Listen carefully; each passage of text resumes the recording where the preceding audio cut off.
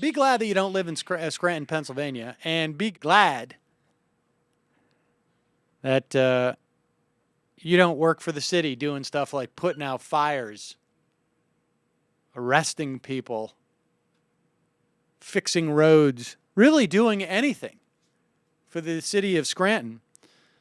Because despite the fact that a county court has told the mayor of Scranton, you cannot unilaterally ignore the contract you have with city employees and change what you pay them.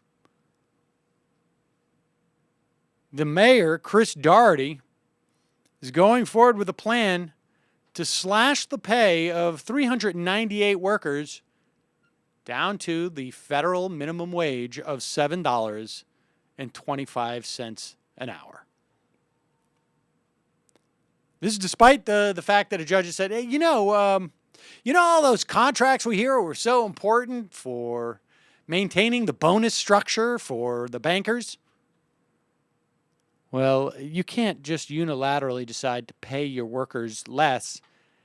And 7.25, not exactly the kind of money you want to make if you're doing, well, really anything.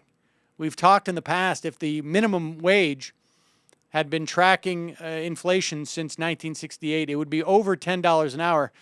Even then, if you're a fireman, you got to think twice about going into that burning building if you can't feed your family. This is a function of what happens when the federal government stops providing extra funds to states and municipalities.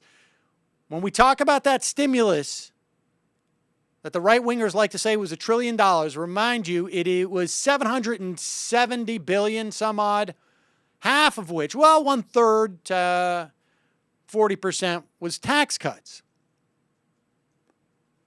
That $400 billion that remains has more or less run out.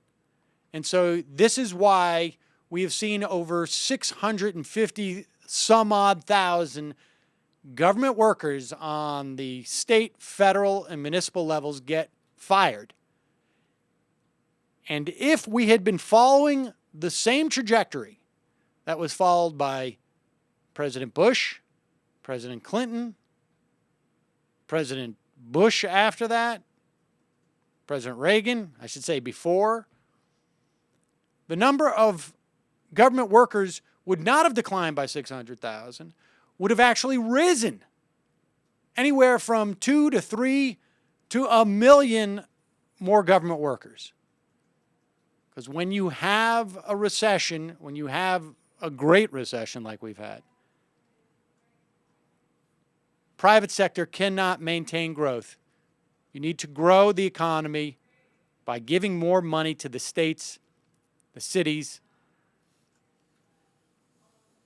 and to cut government workers at this point. So the mayor, Chris Doherty, has figured out, well, we can just pay them crappy wages.